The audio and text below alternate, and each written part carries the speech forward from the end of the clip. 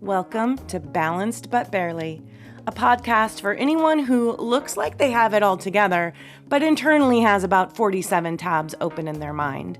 I'm Carla Jean Lundgren, and each episode we talk real-life stress, anxiety, and self-regulation in a way that actually makes sense. You'll walk away with practical tools to feel calmer, think clear, and create more balance without needing to hide underneath your weighted blanket by 2 p.m.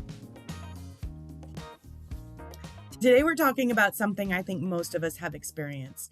That moment when your body is reacting to something and your brain is like, it's fine, it's fine.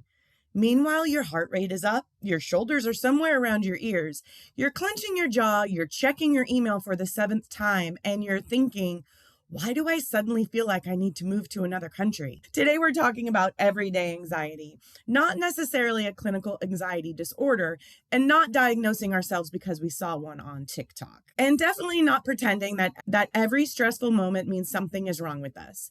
We're talking about the ordinary, ridiculous, completely modern things that can make our nervous systems go, oh, we're in danger.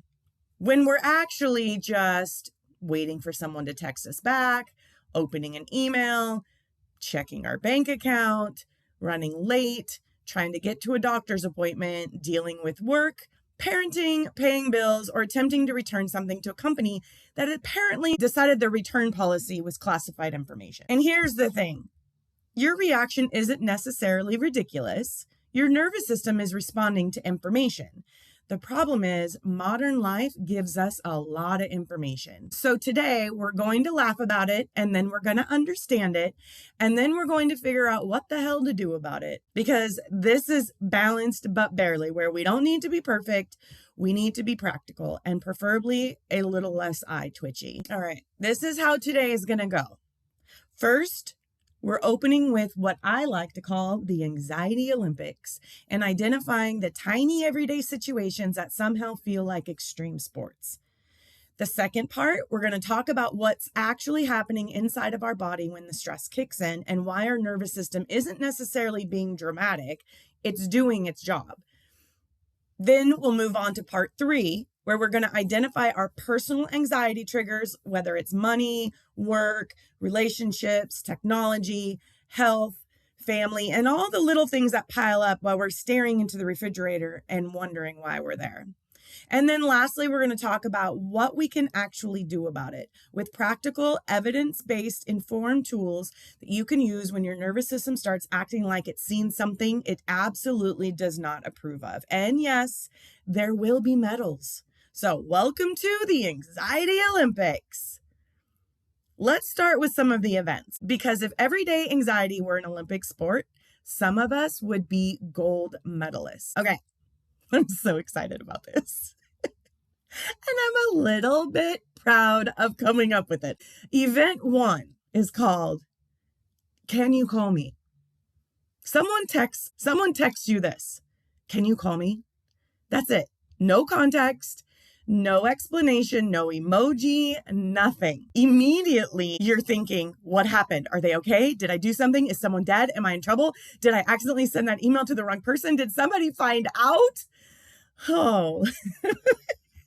And then you call and they say, hey, what's up?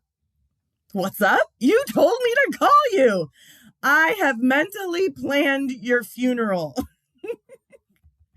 I know I'm not the only one that does this. Okay, event number 2 is called the mysterious meeting. You receive a calendar invitation. In the subject line, it just says quick sync, like SYNC, not the sink in your kitchen. Quick sync. There's no agenda. There's no explanation, just quick sync. There is nothing quick about the emotional journey I'm about to go on. Then you start rehearsing conversations you haven't had. Maybe it's about your performance. Maybe they're restructuring. Maybe you've been doing something wrong. Maybe they're going to ask you to lead something. Maybe they're going to ask you to come back to the office. Maybe they're going to ask you to ... circle back. No, not today, Satan. Oh my gosh. I'm hilarious, you guys. Okay. Event number 3. I'm not going to get through this episode. My face already hurts. Okay. Event number 3, the bank account. You open your bank account. You know you have money. You know you have money, but you're still nervous. You look. Why is it less than you thought? Where did that money go? Oh, groceries, gas, insurance, internet, the random subscription you forgot about. And somehow $87 disappeared because apparently now Life charges you $14.99 every month for something you don't remember signing up for. Financial stress is real. And it's not just about having or not having money. It's uncertainty. It's responsibility. It's future planning. It's unexpected expenses. It's debt. It's job security. It's the feeling that one surprise expense could throw everything off. The National Institute of Mental Health, or NIMH, specifically identifies financial and job performance security among common sources of worry. So if your bank account makes your shoulders tense, you're not imagining that money can be a stress trigger. Event number 4, quote, I'm doing some air quotes here, okay? Per my last email. There are only a few phrases in the English language that are more threatening than per my last email. No, thank you. I don't want to be a part of this. And why does per my last email immediately make us feel like we're being called to the principal's office? Event number 5, the package. Your phone says delivered. You walk outside, nothing. You check the porch, nothing. Check the garage, nothing. You check the neighbor's house, nothing. You check tracking information, delivered. Apparently the package has entered the witness protection program. Okay, let's give out some medals. Gold medal, we need to talk. No context, no further information, just psychological warfare. The silver medal goes to, can you hop on a quick call? There has never been a quick call. And the bronze medal is going to go to, your package was delivered, yet the package was not delivered. The package has achieved freedom. Now, before we go any further, I want to share what my balance but barely moment was for the week, because I think this is so relatable. I have this about people checking their phones while I'm talking to them. I don't know if it's from growing up and your mom like saying, look at me when I'm talking to you. But this day and age, we have, Zoom calls with everyone's cameras off and nobody can see your facial expression, which I understand sometimes it works in my benefit. But when I am talking to someone in person, this is a huge trigger for me. So I make a decision when I'm talking to someone that I have the time and intention to listen to them and to engage in the conversation.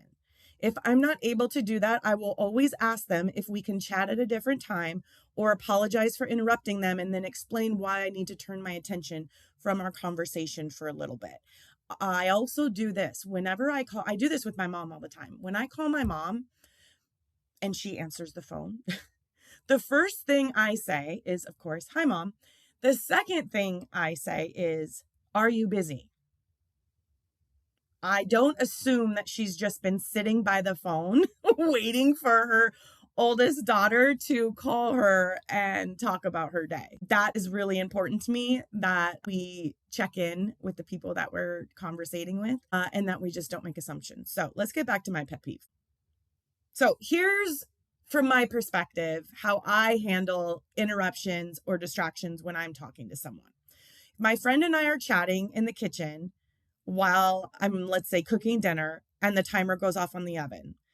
I will say, I'm so sorry. Hold on a second. I need to grab this out of the oven. Even if we're not in person, even if we're on FaceTime or we're just, on speakerphone, I'm going to be turning my attention away for a second. I might miss something that they're saying, or I might then start to sound distracted, or they're going to hear me messing around in the background, and that will come off as rude.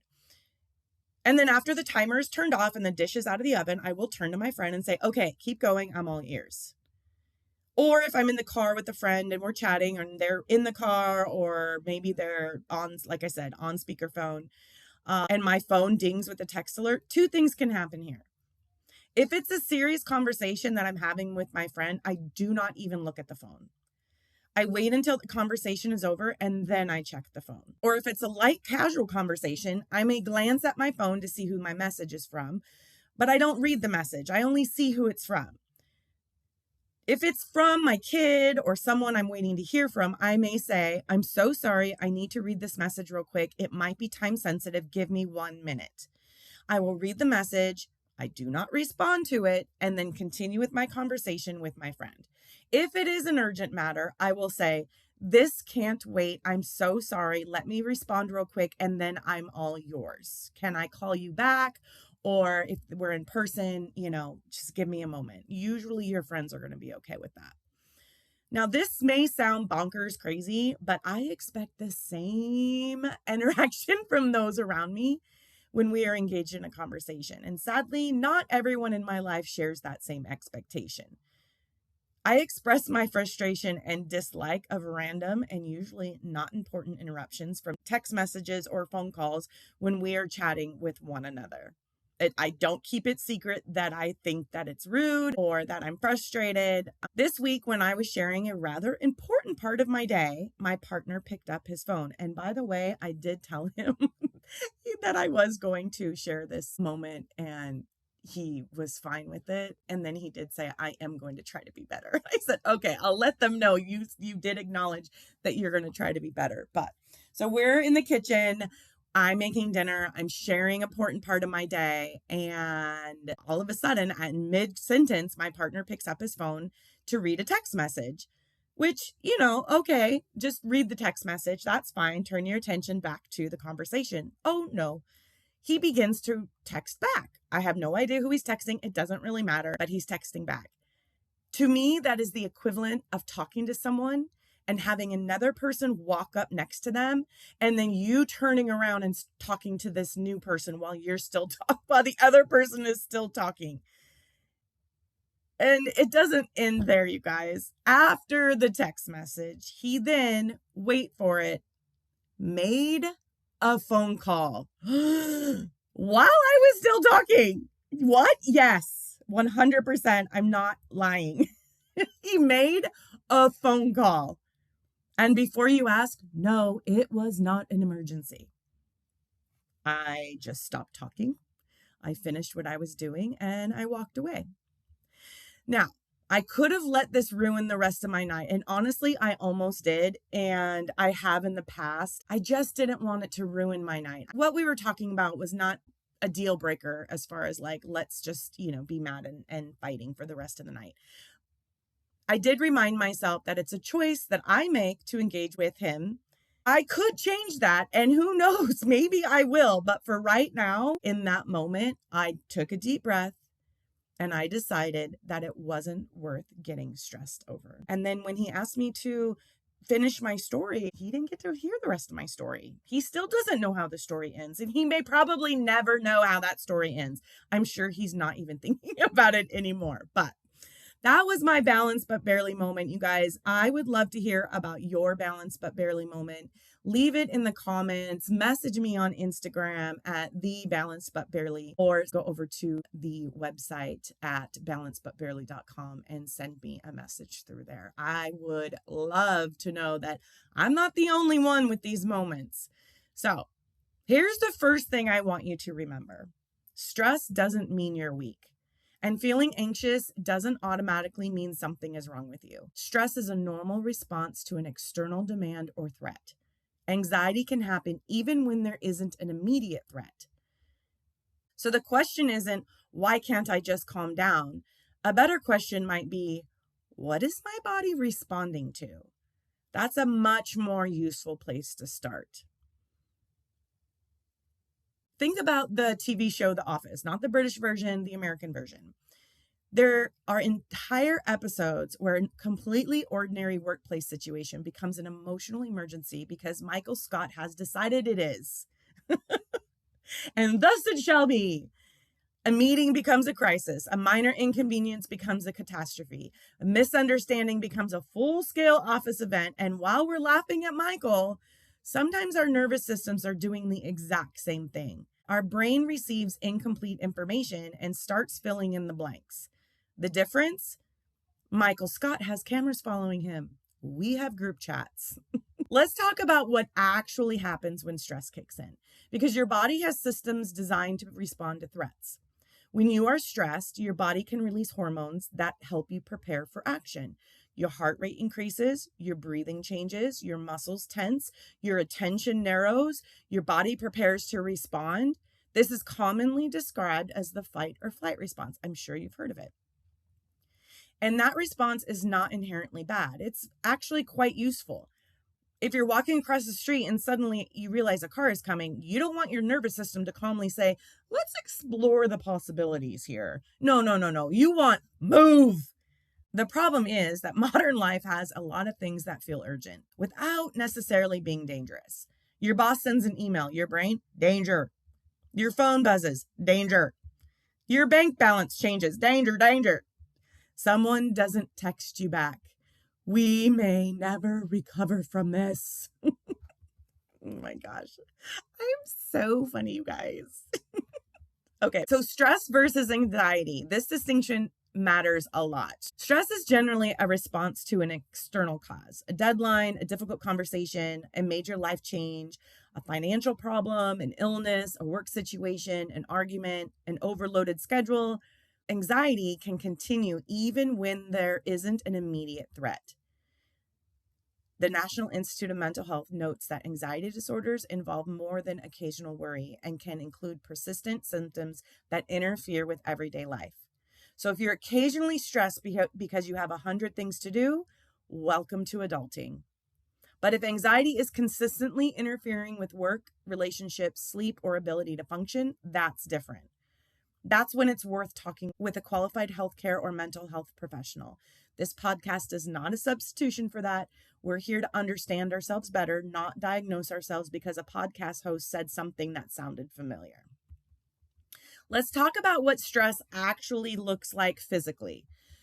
You might notice tension, headaches, trouble sleeping, fatigue, difficulty concentrating, muscle tension, feeling restless, change of appetite, a racing heart, feeling on the edge, and sometimes the mysterious eye twitch. Now, if your eye is actually twitching constantly, please don't let your podcast host diagnose you with too many emails.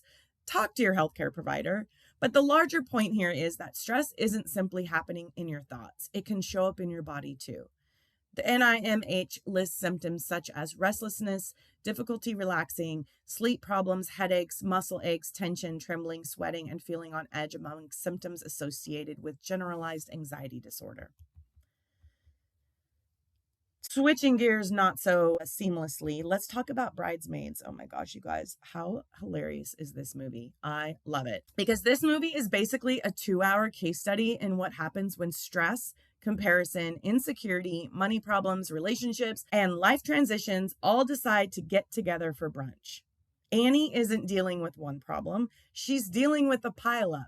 Work isn't going well. Her finances aren't great. Her relationship is complicated. Oh, that relationship. Oh, John Hamm. Yum. Okay, never mind. Let's keep going. Her friendships are changing. She's comparing herself to somebody else. And suddenly, the dress fitting becomes a gastrointestinal emergency. I know you're picturing it right now. It's okay. I'll pause. It's funny because it's absurd, but there's something relatable underneath it. Sometimes it's not one thing, it's 20 things. And the 20th thing is the one that makes you cry in the Target parking lot. Think about your own week. Maybe Monday, work stress. Tuesday, money issue. Wednesday, bad sleep. Thursday, family drama. Friday, your car makes a weird noise. Saturday, someone asks you to do something you don't have the energy to do. And Sunday, you remember you have to start all over tomorrow. And then someone says, why are you so stressed? Because, Susan, because I've been collecting stressors like they're loyalty points. Okay. If you're taking score right now on how much I'm killing it on this episode, like make sure you add some points for that one. Okay. Okay, now we're getting practical. What's on your anxiety card? I want you to identify your own anxiety Olympics, not someone else's, yours, because everyone's triggers are different. Maybe you don't care when someone checks their phone while you're talking to them or makes a phone call while you're mid-sentence. Maybe that doesn't bother you at all. Maybe it's a totally different thing that bothers you. Category 1, work. What happens at work that immediately changes your mood? Emails, meetings, deadlines, unclear expectations, that one coworker, performance reviews, job security, being interrupted, having too many priorities, having no priorities, having someone say, "Do you have a minute?" Write down your biggest work triggers. Obviously, if you're driving, we're not writing anything down. We're waiting till we get home. All right. Category 2, money. What happens financially that activates you? Is it just simply opening your bank account? When you receive unexpected bills? Is it your debt? Too many credit cards? Your job uncertainty? Maybe you're unemployed. Maybe you decided to start a podcast and now you don't know what you're eating for lunch the next day. Just kidding. Okay. Serious, Scarlett Jane. Maybe it's saving for retirement. Maybe it's helping family. Maybe you feel behind. You feel like all your friends are 10 times further ahead of you. They're buying houses. They're talking about their 401ks. Maybe that's the issue. Maybe it's because you're comparing your financial life to someone else's. Money can be particularly powerful stressor because it can combine uncertainty with responsibility and your perceived lack of control. Category 3, relationships. Who or what activates your nervous system? Is it a difficult conversation, conflict, people pleasing, someone being disappointed in you, perhaps someone not responding to you? Feeling misunderstood or family expectations. Perhaps it's dating. Dating's the worst. Friendship drama. Sometimes the stress isn't something bad happens. Sometimes it's, I don't know what they think about me. And uncertainty can be incredibly uncomfortable. You can pause here and write down what your triggers are around money. Category 4, digital life. Let's just say it. Our phones are tiny anxiety machines. All those notifications, the news, the emails, social media, group chats, group chats, work messages, bank alerts, calendar reminders, package tracking, and approximately 17 people who've decided that 11:42 p.m. is an excellent time to send you a TikTok. You can be sitting quietly on your couch and your phone goes ding. And your nervous system goes, we have a situation. We don't just have more responsibilities, you guys. We have more information about those responsibilities. We can check our bank account at midnight. We can see when someone has read our messages. We can track a package from across 3 states. We can watch breaking news from our bedroom. We can receive work emails when we're on vacation. Please don't do that, y'all. If you are checking work emails while you're on vacation, you are failing at vacation. So don't be a vacation failure. Let's not check work emails while we're on vacation. We compare our lives to strangers before breakfast. Our brains don't get a lot of nothing is happening anymore. And sometimes nothing is happening, but we don't know how to experience it. Category 5, health. Health can be a major source of anxiety. You've got symptoms, appointments, test results, waiting rooms, insurance, medical bills, searching symptoms online. And let me say this very clearly. Please stop letting the internet diagnose you at 1 in the morning. You have a headache. You Google, and now you may only have 3 hours to live.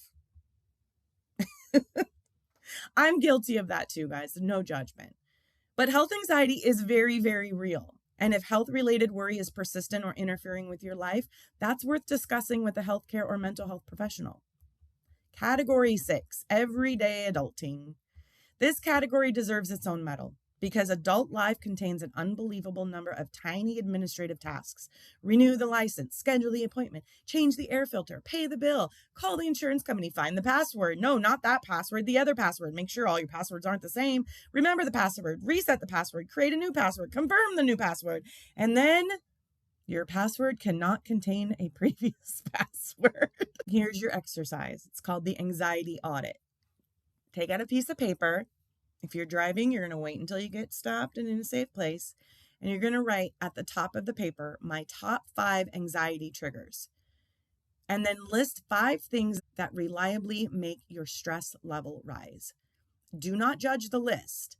Just write them down, your top 5 anxiety triggers. So maybe it's money, work, family, social media, driving, kids, health, being late, conflict, clutter. Maybe it's your mother calling, or worse, your mother-in-law calling.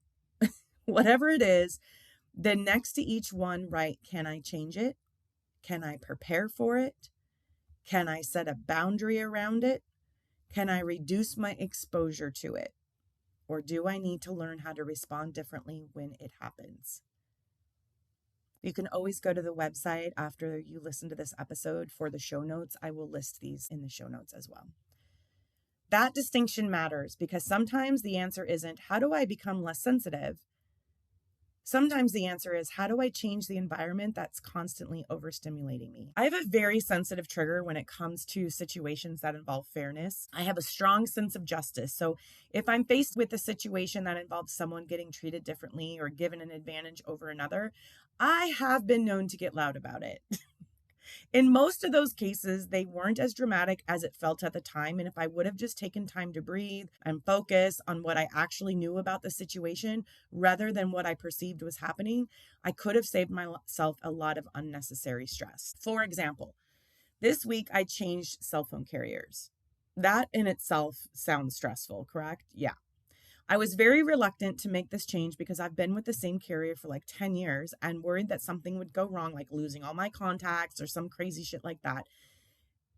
Or maybe there was some fine print I wasn't aware of. But I went ahead and went through with it. But I went ahead and went through with the process of transferring my service to the new carrier. And I also wanted to keep my same phone number. The first point of possible stress was when I couldn't get the information I needed from my previous carrier for my new carrier to complete the process. So an arrangement was made for the new carrier to call me back in an hour so I can get the information needed. Easy peasy, right? Not so fast.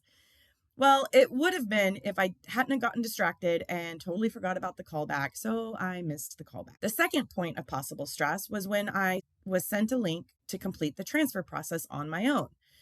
I began to follow the prompts in the app and completed the process, or so I thought. I woke up the next day to a message saying that I still needed to complete the final steps. Deep breath. No problem. It's fine.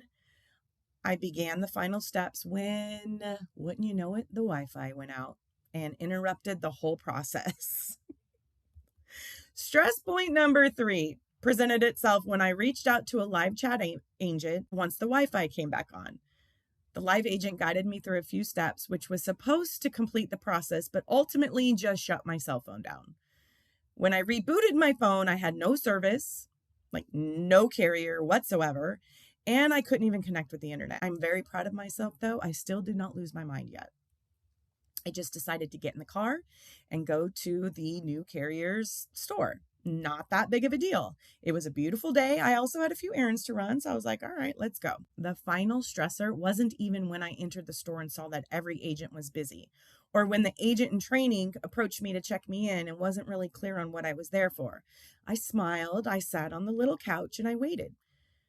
Then it happened. My sense of fairness was triggered, and my body language screamed, "You've got to be effing kidding me." An older woman walked straight into the store with a bag under one arm and directly approached the agent that had just finished up with another customer. She immediately started to explain what she needed. I sat and watched the entire interaction, wondering if the agent would interrupt her and explain that there was someone ahead of her and she needed to wait. But he listened, asked follow-up questions, and then glanced over in my direction, probably sensing the heat radiating from my eyeballs. He eventually checked her in and asked her to have a seat. The woman looked very annoyed and said, "Well, do you know how long that's going to be? Because I have a dog in the car." The agent promptly said, "Well, you can bring the dog in." Not really the answer she was looking for, but she did go out and get the dog. I took a deep breath and thought, oh, good, I'm next.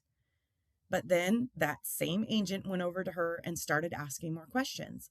And then this led to her walking back up to his station and me still sitting on that little couch. In the past, I would have said something to the effect of, "Excuse me, I was next." But I would make sure I did it in a super rude and annoyed tone so that everyone could see how unfair I was being treated. And trust me, I thought about it and then I decided that there was probably information that I didn't know and had the following conversation with myself. Are you in a rush? Maybe he's trying to get her out the door quickly because of the dog. How much longer will you have to wait, really? A minute? 5 minutes? Maybe you don't want this agent to help you. Maybe you're meant to slow down a bit today. It's okay if this woman was helped first. Don't take it personally. Why should she get special treatment? Typical. Of course, she feels entitled to be helped first. And why do you need the agent to acknowledge that you should have been helped first? It was a very balanced internal conversation. Can you tell? This final question actually brought me some clarity and some calm to the situation. I realized that I actually needed to be acknowledged. I needed to be seen and to be valued. And by him choosing to help her first, I felt that I wasn't being acknowledged, that I wasn't being seen, and I wasn't being valued. And sometimes identifying the need underneath the anxiety is more useful than criticizing ourselves for feeling it. So instead of beating myself up for immediately wanting to be rude, I sat back, I took a deep breath, and I waited for the next agent to be available, calmly and without fire coming from my eyeballs. So now we've identified our triggers, we've laughed at ourselves, we've handed out medals, we've learned that our nervous systems are not necessarily malfunctioning. Great. But what do we actually do when we're activated? Tool number 1, I call this the 60-second pause. Before you respond to an email, send the text, make the purchase, or have the argument, or decide that your entire life is ruined, pause. Take 1 minute, 60 seconds. Put both feet on the floor, take a slow breath, relax your jaw, drop your shoulders, and ask, what do I know for sure? Not what am I imagining, not what's the worst possible thing. What do I actually know? That question can interrupt the story your brain has started writing. Tool number 2 will help you decide, is this dangerous or is this just uncomfortable? This might be one of my favorite questions in this entire episode. Ask yourself, is this dangerous or is this uncomfortable? Because those are not the same thing. A difficult conversation may be uncomfortable. Waiting for an email may be uncomfortable. Being told no may be uncomfortable. Paying an unexpected bill may be stressful. But discomfort does not automatically mean danger. Sometimes your nervous system needs a reminder. We don't like this, but we're okay. I actually loved using this when I would teach yoga, specifically when I was teaching my yoga classes for anxiety and depression and PTSD. I would always invite people to check in with their body. And I would say, if you're feeling pain, I'm not okay with that. If you're feeling discomfort, that's okay. Like, pain is not okay, right? Danger is not okay. Discomfort is okay. Discomfort is where we grow. Discomfort is where we start to notice what our instincts are, what's our normal behavior. Typically, this would be most always when we were in pigeon pose. It's all in the hips. I would always say, right about now, you're probably cussing me out in your mind. You're probably thinking, what the hell? Why did I even come to this yoga class? Who does this chick think she is? Blah, blah, blah. She doesn't know what she's talking about. I effing hate this. A lot of cuss words start coming out. And maybe then you start to cry. Like, how are you responding to this uncomfortable situation in this yoga pose? Because I guarantee you that is how you respond out in the real world when you are uncomfortable. When you are uncomfortable, do you get angry? Do you start yelling? Do you start cursing? Do you start blaming? Do you start projecting? Do you start crying? Like, what is it that you do when you're uncomfortable? So that is one of the reasons why I really love yoga as a tool, not just process emotions and process energy, but also as a tool of discovery for yourself so that you can implement the tools that actually work for you. All right, tool number 3, close all the open tabs. At the end of the day, I want you to write down everything your brain is trying to remember. Everything. Call the dentist, pay the bill, buy the dog food, email Sarah, return the package, schedule the oil change, check the bank account, send the form, text mom, whatever it is, get it out of your head. Put it somewhere your brain trusts, because sometimes we're not anxious because something terrible has happened. We're anxious because our brain is trying to function as a calendar, a task manager, a reminder app, a financial planner, a relationship counselor, a grocery list, all at the same time. Your brain was not designated to be your entire administrative department. Tool number 5, the notification diet. Here is your challenge. I want you to look at your phone. How many notifications are you getting? Do you need them? Do you need all of them? Do you need any of them? Does Instagram need to tell you that someone liked something at 10:17 p.m.? Does your shopping app really need to tell you that the sale ends in 14 minutes? Does every email need to arrive immediately? Does your phone need permission to interrupt your nervous system a million times a day? Maybe not. Turn some of them off. Create periods where your phone isn't allowed to be the boss of your attention. So I am the most productive first thing in the morning. Well, after my coffee, of course. Actually, I started doing this whole drink a hot cup of lemon water and then a cup of coffee. But then I'm not finishing my coffee, so I think I'm going to switch that to green tea. Anyways, never mind. Let's get back to my story. In the morning, I will scour the kitchen, start the laundry, walk the dog, vacuum, make the bed, and respond to all my emails before 8 a.m. The only thing I won't do first thing in the morning is exercise for some strange reason. My body's like, nope. My body and mind doesn't like it. I have tried. Getting all those other things done, though, before 8 a.m. That sounds good, right? Getting all that done before the neighbors have even left for work? Yeah and no. Yes, it's nice getting all those things done in the morning, but no, because for me, it sets the go, go, go tone for the rest of the day. Before I could think about the potential stressors of the day and what my schedule looked like, I was already moving at light speed. There's no peace or clarity in the wee hours of the morning. I wanted to change that tone of how I started my day so the rest of my day felt intentional and purposeful. I tried a few different things before I landed on what works best for me. Since the first thing I do when I wake up is make coffee, well, actually it is turning on my electric kettle to heat up the water, I begin meditating while the water is heating up. For 5 minutes, first thing in the morning, I sit in silence, I listen to my breath, and I fill my mind with gratitude for waking up another day. I ask, what do I need to know today? And then I wait and I listen. When I start to drift off into a thought, I come back to listening to my breath and I repeat, what do I need to know today? The more I focus on the sound and the feel of my breath, the more likely I am to feel the answer. Sometimes it feels like I should focus on rest or work or movement, and other times it feels like I should reach out to someone specific. Regardless of whether I feel an answer to my question or just repeat a mantra like all good things flow to me and through me, the practice of meditation, aka one-pointed awareness, trains my nervous system to slow down, take my time, and move with intention and not urgency. This 5-minute meditation practice is something I actually look forward to every morning.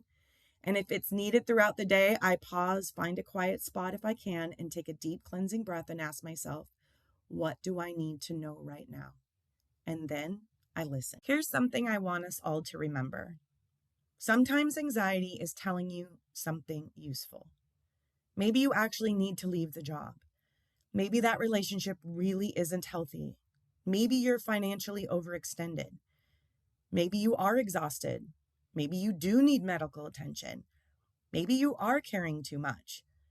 Not every anxious feeling needs to be talked down. Sometimes it needs to be listened to. The goal isn't to become so calm that you ignore your own instincts. The goal is to become regulated enough to hear yourself clearly. That's an important difference. So, after all of this, what is the gold medal winner in your life? What consistently makes your nervous system say, absolutely effing not? At least that's what my mind says. Maybe it's the work email, the bank account, the family group chat. Oh, that sounds horrible. The doctor's office, your calendar, your phone, your mother, your sister, your brother. Maybe it's all the above.